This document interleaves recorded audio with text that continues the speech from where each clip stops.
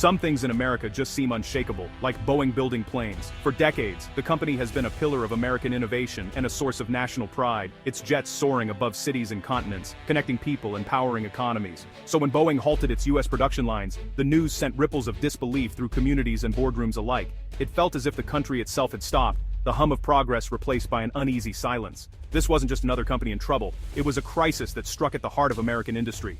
This was Boeing, a symbol of American industry, a name synonymous with strength, reliability, and the spirit of innovation. The silence from those assembly lines sent shockwaves all the way to the White House, raising urgent questions about the future. President Trump, who built his brand on American industrial strength, took it personally. He saw Boeing's troubles as a direct challenge to his vision for the country. Boeing isn't just a company, it's a lifeline for thousands of workers, their families, and countless suppliers who depend on its success for their own survival.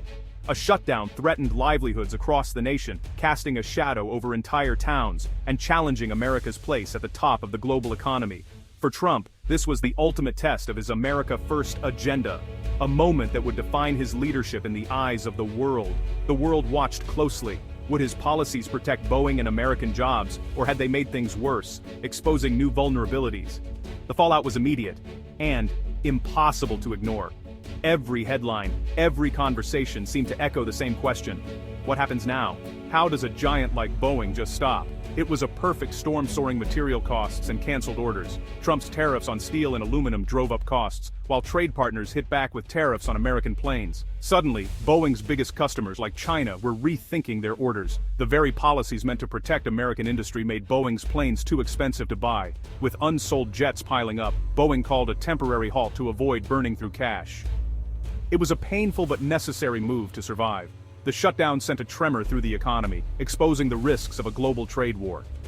Boeing had to stop the bleeding, even if it meant shutting down its heart. President Trump's response was loud and immediate. He took to social media, blaming past administrations and foreign countries for Boeing's troubles. At rallies, he called the shutdown a betrayal and promised to get the factories running again. Trump framed the crisis as an attack on American greatness and on himself. He vowed to fix it, casting himself as the only one who could save American jobs. The message was simple: America was under attack, and he was the defender. Details about supply chains and tariffs were lost in the noise. For Trump, policy and personality were one and the same. Tariffs were at the heart of Boeing's crisis, setting off a chain reaction that rippled through the entire industry. The Trump administration imposed tariffs to make foreign materials more expensive, aiming to give American suppliers a competitive edge and revive domestic manufacturing. But the global economy is a tightly woven web. Tariffs didn't just stop at America's borders. They triggered swift retaliation from China and Europe, who targeted U.S. exports like Boeing jets in response. Building a Boeing plane is a global effort, relying on thousands of parts sourced from dozens of countries. When tariffs hit, costs soared across the board, making production more expensive and unpredictable. International customers faced higher prices too, as retaliatory tariffs drove up the cost of American-made jets, forcing airlines to reconsider their orders or look elsewhere. Boeing was squeezed from both ends, rising costs for materials and falling orders from overseas customers, creating a perfect storm of financial pressure. The shutdown was a desperate move, an attempt to stop the bleeding and avoid even deeper losses that threatened the company's future. America First policies, designed to protect U.S. industry, ended up having unintended and far-reaching consequences that rippled through the economy.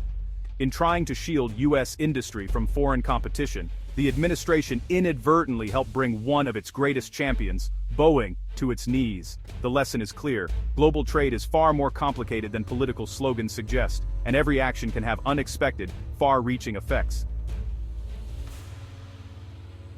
The Boeing shutdown split the nation, sending shockwaves through both the corridors of power and the heart of everyday America. It wasn't just a business story, it was a national crisis that touched millions. Critics quickly pointed fingers at Trump's trade war, blaming it for the chaos and uncertainty.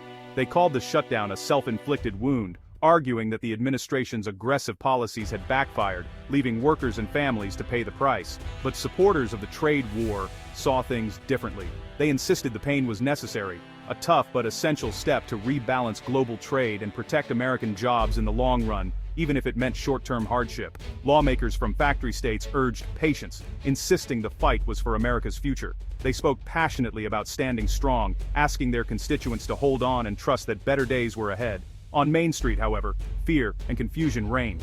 Families worried about jobs, bills, and the uncertainty of what tomorrow might bring. The shutdown wasn't just numbers on a spreadsheet, it was real lives, real anxieties. Some blamed the president, others blamed Boeing, but most felt powerless, caught in forces far beyond their control. Conversations in coffee shops and around kitchen tables were filled with frustration and worry.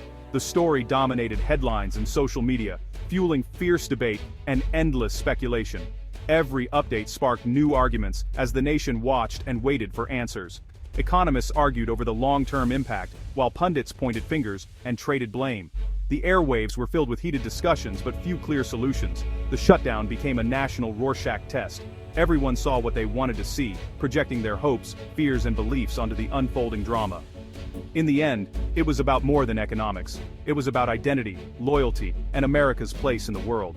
The Boeing crisis forced the country to confront what it truly valued and what it was willing to sacrifice. The Boeing shutdown left America with hard lessons. No country is an economic island. Global supply chains are inescapable. Tariffs meant to protect can backfire, hurting the very industries they aim to help. The crisis exposed the limits of protectionism and the risks of unpredictable trade policy. America First needs more than slogans. It needs strategy and global cooperation. The shutdown forced a national conversation. How can America lead without isolating itself? As Boeing's doors reopened, the country faced a new crossroads. The answer will shape America's future in a connected world.